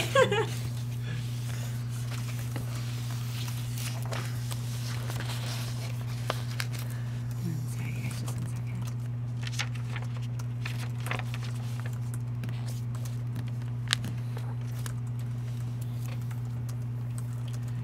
Sorry, all set. Okay. Back to our agenda here. Hold on. Oh, it's back up there. Okay, let's just go with that. It may take me a second. Murder study update. So last Tuesday, well ahead of schedule on their agenda. So we need to vote first Oh, to move that forward towards the first reading. We have the oh, motion, I'm the sorry. I second. thought you Sorry. guys said we voted. No. No, I we're know. asking you to vote. The question was, did we vote? Oh my gosh, guys, Just I'm thought- sorry. that's okay. Very little sleep. Just All thought we right, would be. so we had a first and a second. Any further discussion? Wake up, Kim. That's okay. All right, hearing none. For all those in favor, say aye. Aye. All those opposed, passes 5-0. My gosh, thank you. Team approach. No problem. That's what we're here for. I am very grateful for the team holding me up tonight. All right. So the merger study update, I think Mark and I can give you that update, and Cashel as well has joined us for some communication work, which is great. Last Tuesday, the State Board of Ed approved unanimously moving the vote forward to our communities. I think that they were running ahead of schedule, and so Brendan was en route, Mark was en route, Judy and Chris, I think, were there fortuitously because I think they stopped for ice cream ahead on their way and got there early because, you know, it was on their agenda for a particular time, and Brendan had prepared comments. So thankfully he had shared them because Judy was able to deliver Brendan's prepared comments and respond to whatever questions they had, which I think were fairly minimal. I think they appreciated the thoroughness of the report. And I think we can say thank you to Chit and Denise as well for following a model that they shared with us, that they had done a lot of back and forth with the State Board of Ed that I think saved us some legwork and having to do very little. There was a couple areas where they asked some additional data, and that, while not part of, I don't think they added it, if you will, to the formal report, will be part of what's available at the website. It was some additional financial data, I think. And so that moved right along, and so we are in the process now of putting together a presentation to share at multiple community forums. So when we got together as a communication group, we picked 3 dates. Ours is, I think, the 16th of September, which I think is a Wednesday, at the elementary school. And I say ours, but I believe Brendan will probably be delivering all 3 of them in Westford, at the high school and at the elementary school. He knows that we're available to help, and my guess would be, you know, I may introduce him or share a role having been on the committee. I think we'll probably want to warn it, Mark. We looked at a calendar of events that we could all see on our school calendars, so for all 3 communities, to try and avoid everything that was big that we could, like open houses. And so, is there a large enough area at the elementary school for adults, though? I mean, so I'm just, we got the I didn't have the little cafeteria. tables and the little chairs every time I had a We'll meeting. have so adult chairs in the gymnasium. Yeah. So I just, you know, 'cause Well, I we don't do know the what turnout gymnasium will or the be. cafeteria, wherever you think Yeah. works best. But we thought for our community, for younger families, if you're familiar with any of the schools, you're familiar and comfortable in the elementary school, maybe more so than any of the other buildings. And that was how we kind of zeroed in on that building for that meeting. And the intent being that there'll be 3 meetings in September and 3 in October, and held in each of those 3 communities. Now, there may be other meetings or opportunities, and I think that the school staff is a really important audience to make sure they're engaged and informed and, you know what they need to know. And so, Mark, I think you did the groundwork for that, but if they were relatively quiet and sort of digging any further, or maybe they've been reading, because we've had amazing coverage from the Essex Reporter and being able to put in long articles that would maybe be harder to have somebody else reporting on, but we're able to, you know, put a few voices to it and have Brendan get the information in the Reporter in a just straight line way, rather than through interviews and interpretation. And so while that's been terrific, I don't know if there's another form or way, maybe it's a monthly staff meeting or something, that I think you've been there for all of it, so that would be great. But if you and I wanted to do something, or if we felt at any point it was important for Brendan. Yeah, I think it is important. I don't believe they would come to, unless you're a resident, unless there's a teacher who's also a resident of the town or the Junction or Westford. I don't think they're going to come out for a night like that. I do believe there'd be some interest if we were able to open up a forum at the end of the school day, cafeteria, just sort of a town meeting sort of thing, basically answering questions. I think people would come to that. And I think maybe a little bit sort of a little bit of intro that sets a stage, and then answer whatever questions, and maybe even if the three of us were able to be there, and in Brendan's absence, maybe take what he'll be doing at the community forums, maybe condense that to as an intro, and then be available for questions. And certainly, Rachel, if you couldn't, that would be fine too. But you've been there as well for so much of it. So if you were available and wanted to join us and didn't have 12 other places to be at after school, I think that is something that, Mark, you maybe let me know if there's some dates or times that you think would be good for that, and then. Can I suggest maybe an alternative? What if you just set up a table at the open houses? The So- staff is there. Yeah, I just don't. I think the open houses, the staffs are so busy with the parents That's true. being there, but it is the intent that there will be flyers available at the open houses and somebody there. And what Brendan was also trying to do is reach out to other people on the 19 or 20 on the committee to see who else can help with those things, because some of us are either attending as parents, or there are people the on that best committee that are people. great resources. I think our board in general wouldn't have to be tapped to do that. Like, Cashel's been great in helping with the communication stuff, but it would be hard for you to probably say, what did the committee think when they were doing this? Where Rachel has been there for a whole bunch of it. So as an alternate on that, she's going to get the same emails asking who's available to sit at these things, and it doesn't have to be always us at our things.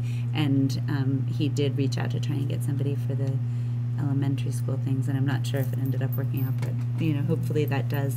The more and as much as we can be out and figuring out other places that we can and should be that isn't just the school community, I think people need to be able to ask questions, and it's the go out and do a stand-up meeting. I hope we get a lot of people attending, knowing the information will go out so that people, like at the Essex Reporter and on every media portal that we have through school websites and things, so that people could say, wow, I can't really get to the elementary school one, but I might go to Westford, or I could get to the high school. So those 3 dates are known. The October dates haven't been set yet, and we'll see what else seems needed. What time? And what time is allowed. And we talked about the possibility of doing, are you interested in board service? Are you considering a board run, seeing if the other board chairs want to sort of sit together with the superintendents and board chairs as almost like a panel of this is what board work might look like. And I had a casual conversation about that with Brian Donahue, the chair of the high school board, and he has 3 kids he's sending to college over the course of one gone. I think the other one left Sunday, and the next one's heading out the following week. So he and I have not connected on that as much. But Brendan, it's on his radar too that maybe it's a stay after for 15 minutes if you have questions when we get to the September ones, or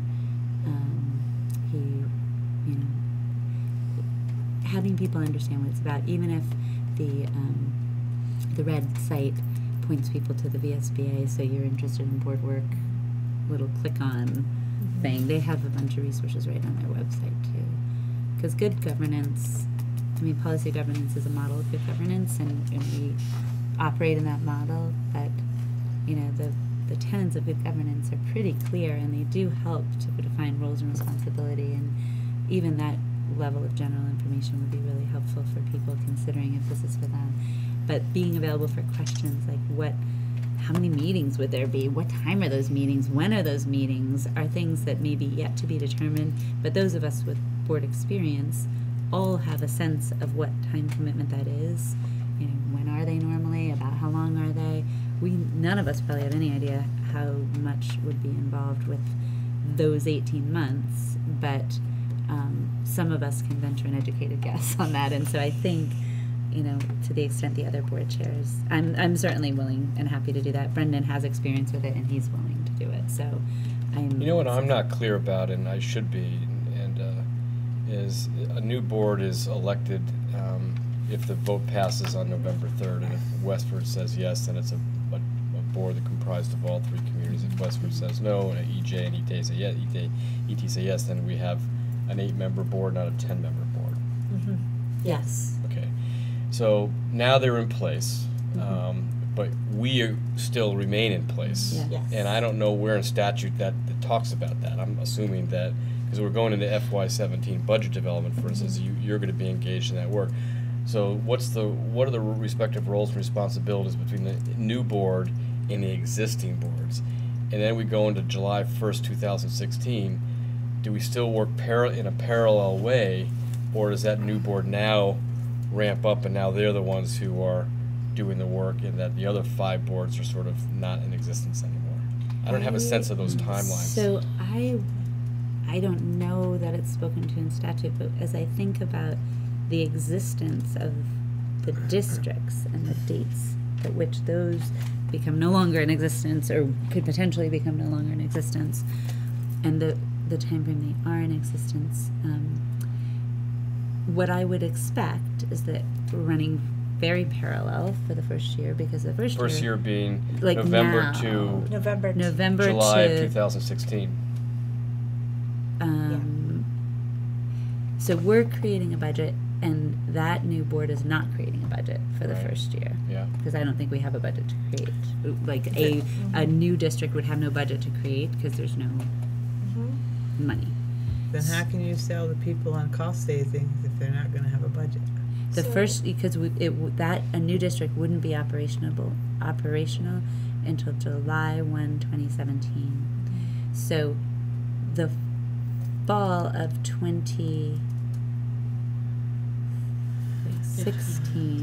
16. So the fall of 16, a new board would be creating a budget, and an old board would not have a budget development timeline. Yeah. But would continue to have like monitoring responsibilities, at least in our work. We would not go a year absent of monitoring student progress. That's so the work we would not be doing would be budget development if we were in a transition phase. So FY18, which gets developed in the fall of 2016, Yes. right? Yes. Is going to be done by the newly established board. Board, along with For that any new hiring district. And that you see the process. existing boards at least continuing a monitoring role and maybe informing the new board of what budget development process looks like up to this point, or has it? Yeah. So there's I still a would role, but it think- may be ex officio. But I would see the current ongoing board Definitely great. to have Right.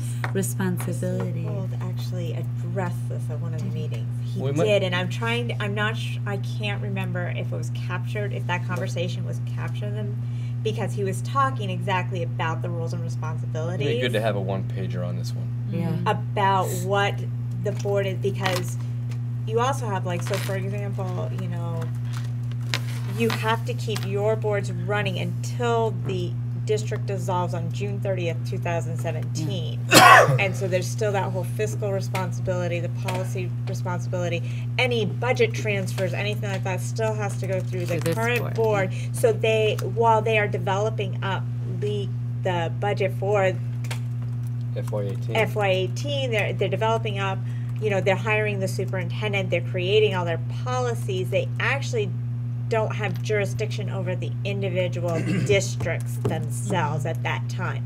They only get the jurisdiction piece, and that's why it's so vital to make sure that the boards remain full and monitoring that piece until the time. But at the same time, he said it would be great for boards to have, you know, so somebody's on the current board, somebody's on the red board to provide that communication, because the two boards are going to have to work together specifically for where are we at, what are their policies looking at, to help guide the new board in terms So of if that. I understand the process, then the fall of 2016, the new board will be talking about developing FY18. So they will have only been in existence for 1 year. Not even. So you Yes, think 8 about months or 7 going into a months. budget development cycle, knowing that we're now developing a budget for one organization. I'm interested to know how we approach that. And the other piece is the superintendent hiring, which would also, I think, should start next fall. So the person that could be installed by not this fall, but fall of 2016, so they Right. can be installed by July 1st, 2017, Right. because that's when the new board And starts. up and Well, running. and So an in addition to the admin budget, team you has have to to be embark on a prepared. superintendent Yeah. hiring process. Contract negotiations, Mark. Like, Yes. So it is clear to me the work of that new board will take all of the months available to it, and that as much experience as can be brought to bear on the situation. And so the timeline, and in the articles when I was editing those before we submitted them, that was one of my questions of Brendan. I was like, this area about when a term starts and ends and how long it is really confusing. Yeah, He checked with Chris, I'm and Chris got confused. back and said, that's about as clear as it can be. I'm like, well, if I don't know what it is. So what I do understand in terms of what it actually means in practice is your term could be from, and there are terms in there for 3 years, 2 years, and 1 year, and then so that it's rolling, and then all terms after the first term, whatever amount of time one would choose, would be 3 years. So all board terms will be 3 years after the first round of election. And it's really 3 years plus the number of months between the November vote and, or whenever a board would be voted in. Because And the the spring vote. people who are voted in November, they'll have like an 18-month, it's a Yes. 1-year term, but it's basically an Yes. 18-month term, because when the community goes to vote on the budget for the 2018 Yeah, they budget, will vote on they it will then. vote then on that Whatever first boards are- 1/3 people are up. of the Yeah, representatives. exactly. So those representatives will never have actually, potentially. You could potentially be a 1 year One and a a couple half. of months. Yeah, They'll or be whatever. good for that 1 year. And Gosh, they'll be done. it's Maybe committed. that's the one I'm taking. No. Just kidding. But for just on the flip side, it goes through, we have to think, like, so for example, my position comes up for re-election in April. If a merger goes through, technically it's no longer a 3-year Right. term. We're We'll know You're that gonna as have we about a come 16 into months. a it. 16-month term to do whatever, yeah. And the question I have So- at that point that is relevant before the vote in the spring is, are we really going to have terms expire in April and have a district that exists until the end of June?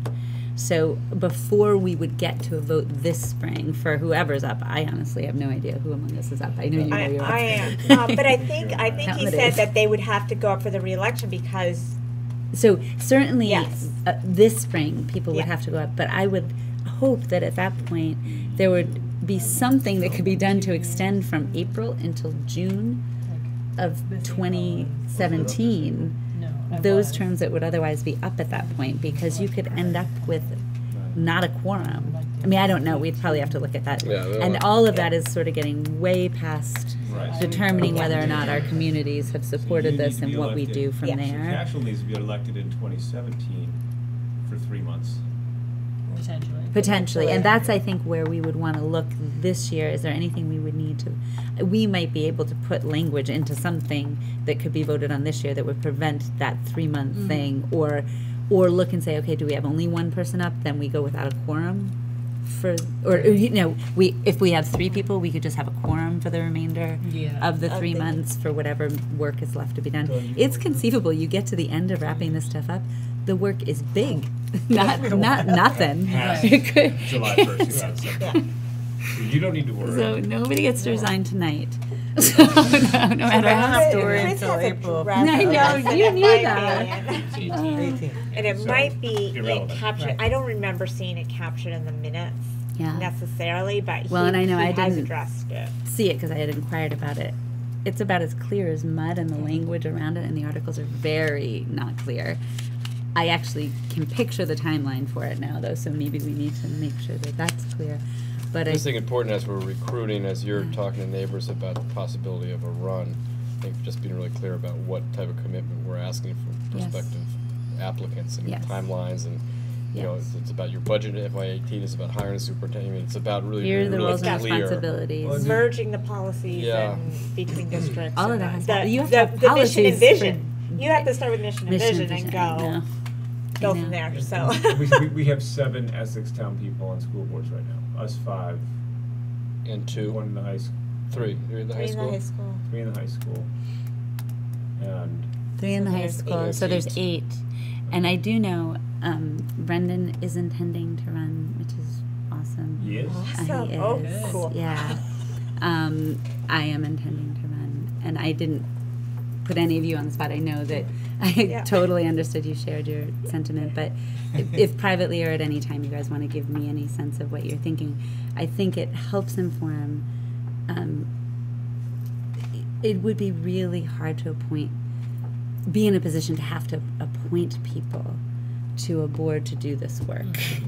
I think it's going to be very challenging, and I don't say that to scare anyone. I just think a lot of time. it's a lot of time, and I think it's a lot of being able to think about how we create what we want, rather than just trying to muddle things together, even sometimes from what we know. So,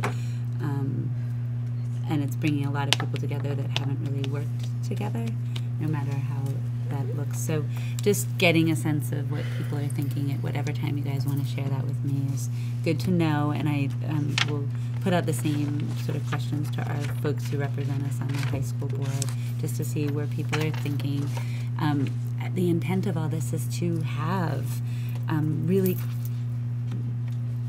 qualified people who want to be there doing this work. It is part of the benefit of consolidating districts and getting to a place where we're looking at the whole journey of the student pre-K-12. And, you know, in lots of places in this country, it's very competitive for school boards, and we've been really fortunate for the people we've been able to recruit and appoint. We are very, very fortunate, but, you know, that can go very differently, and so I think having an idea of what people are thinking is awesome, and then knowing if not us, then who else might we think about that we want to approach, just even collectively in our collective wisdom. So. No, not to go back to where we first started this, but on September 16th, what time is your presentation? You know what? Honest to God, I'm not positive. 7 p.m. Is it 7? Thank you. you. I was going to say, I'm not sure that I remember that. Thank you. Yes. I believe it's 7, isn't it? I think it is. Yeah. That sounds familiar, right, Cashel? I think it did from that meeting. Yeah, from my notes. Oh, my notes from that meeting. It will probably tell me. Crystal clear. I Well, that's actually all right. didn't put the time in Don't anyway. hold up so. everything up. We can just tell me. Oh, later. we It's did fine. actually have some dates, and it looks like for. I don't know that we said which meetings were going to be when for October, 7, though. 7, and then September 20th at 4. Is that a Sunday? Yes. Yeah. Yes. That's the one at the high school. Yeah. That's different. You know, they said in Chittenden and East that was a big. Those Sunday afternoons were a good draw for them, and I could see that. Kind of makes sense that that's. Yeah, I mean, people all weeks and all times of day can get super busy for folks, but that might be a time that catches people. So trying to do different locations, different times was part of the commitment. I think the content we're working on this week at our communications committee meeting maybe, and other avenues for getting information out. The board resolution. Do we have language in us to, is our next meeting before or after? Next three meetings The on next meeting is November, before the September 14th. 16th. Yeah. You don't But have it- a written resolution. Did you want a written resolution? I mean, That's what I I've got was- some verbiage that might be. Yeah, can we do that? Don, can we take up a resolution from language that we want to use, Sure, or do we it's need already to warned. write it? Okay. Are you guys comfortable with that idea? A resolution so that when people ask, how does our board Somewhat feel pro about this? forma. Yeah. We have, you know, I think it's in our minutes that we've been remaining informed that we support the work and we believe that this is the right thing for kids and taxpayers. I don't think anything we would write would be earth-shatteringly different from what we've been talking. So what I wrote, I just scratched this out. Okay. Okay. A motion to pass a resolution stating that the Essex Town School I'll say this again. Pass a resolution stating that the ETSD School Board supports the SBE, State Board of Education's decision on 8/18/15 to approve the Red Study Committee's report on a merger between ETSD and Chittenden Central. I think you should just put in the word the majority of the school board. The majority of the say that again? A motion to pass a resolution You've stating. got the whole board supporting it. Yeah, the whole ETSD school board? That's what you said. Yes, and we don't have that we don't have that? Don't think so. Okay, so that a motion to pass a resolution stating that the majority of the ETSD school board supports the State Board of Education's decision on 8/18/15 to approve the Red Study Committee's report on a merger between ETSD and CCSU.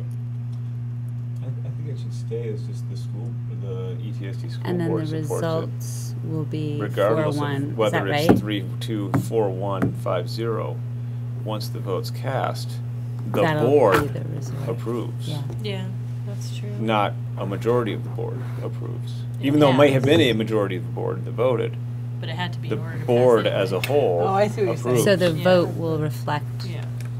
right, because we're qualifying in the resolution the outcome of the vote, Yep. which is Which we're not supposed to premature, do. because, so Yeah. we state the resolution as support for it, and then the result of the vote Maybe indicates 3-2, either 4-1, 3-2, 5-0. 4-1, or it could have failed. Right. I mean, when we did this 8 years ago, we had a resolution that we did not support it. I don't remember if that was unanimous. Right. I know it was the majority that Yeah. we did not support it 8 Right. years ago. It would have to be in order to make Yeah. that decision. Yeah. But I'm just Oh, I thinking, see what you're saying, okay. So the Right. vote will indicate the, Okay. qualifier that it was I got it. majority versus Mhm. otherwise, but the resolution itself shouldn't have the qualifier, Okay, Right. got it. which makes sense, yeah. Okay. Did you get all Dan? that? No, I got like most of it. Just leave his resolution the way it was.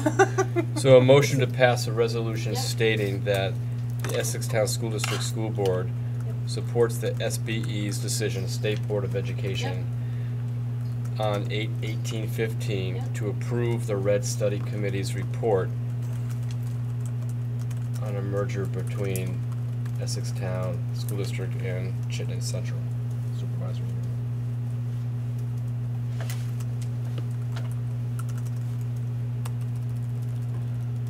Supervisory district? Union. You, supervisory.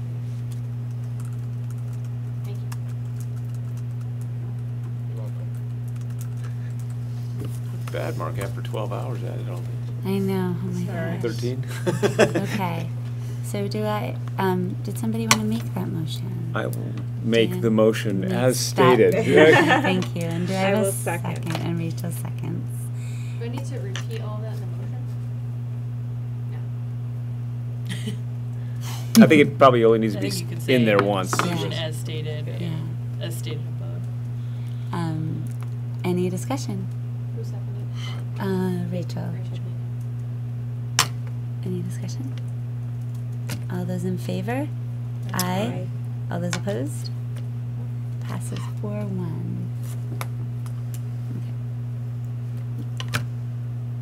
All right. So that gives us sort of the language if people are wondering and inquiries if people, have reservations. So, what else do we have up there? We've talked about Task- it. I think we did the Task task team update. Yeah, I think we. That's really what the work is now. That's what's left. There's no other formal work with the State Board of Ed having passed their work. The rest of the stuff that we were doing is done. The last one is, I couldn't find the minutes, and it wasn't, I couldn't find it written down, that you all had talked about something changing the format of the agenda, Yes.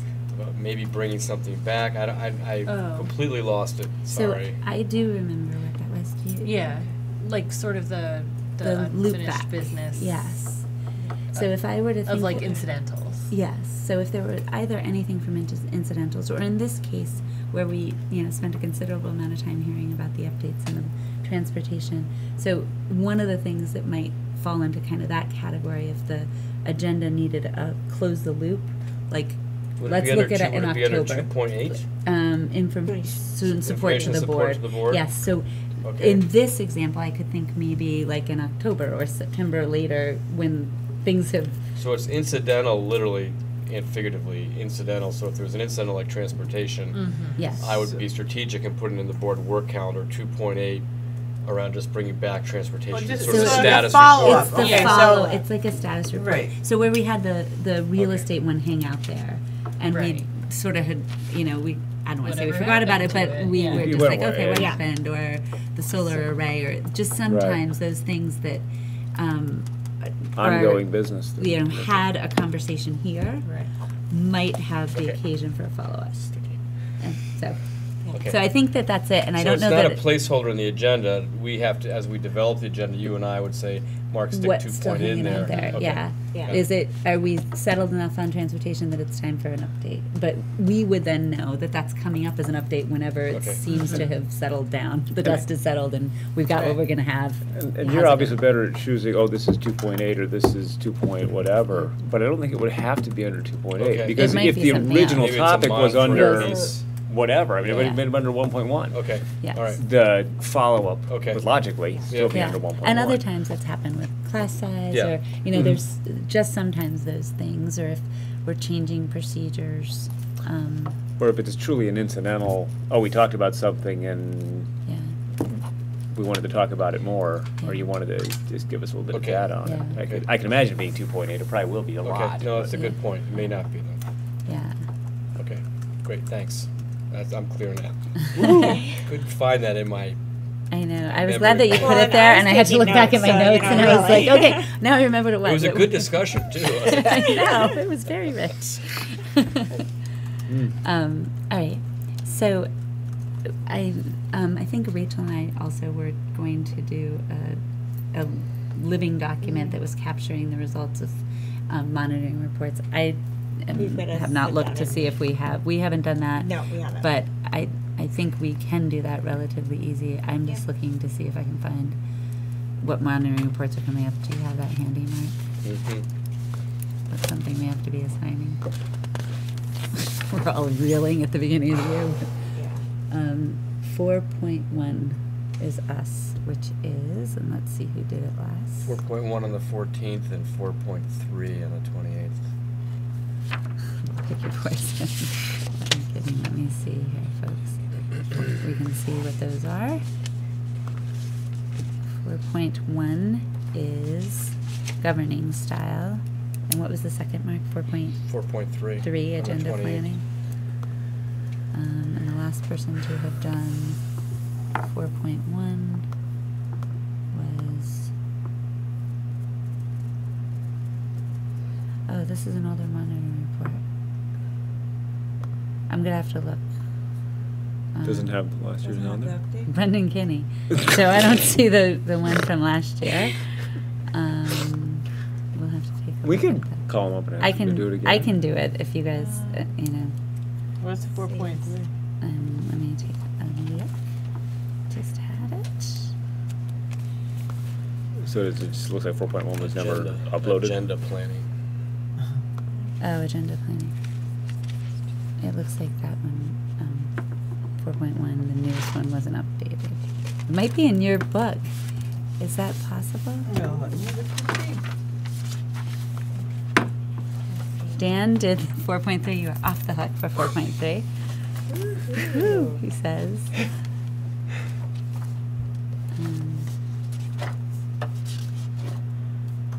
4.1 governing style, there's no dates or anything on it. Is there, Is no there a monitoring report? report right behind it, though?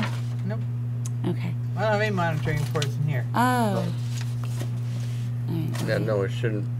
I mean, it's up to you to put them in I there. print them and put them in mine, Right, but see, I don't have, I mine. wasn't So- here, so. Right. Is That's that right, what- new oh, book, wait, so that's I right. think I have it, September 8th, 2014. That would be the right time. I did it. Okay. That's why I was able to pull it up Then on my you had drive. it, So okay. I've got it here. Okay, can you share it with Morna and she can put it up at the website? And so that takes Yeah. Rachel out. What are you doing, Rachel? No, No. she is so not doing it. 4.1 is not Rachel. Okay, so maybe I And can't do it for you. 4.3 is not Dan.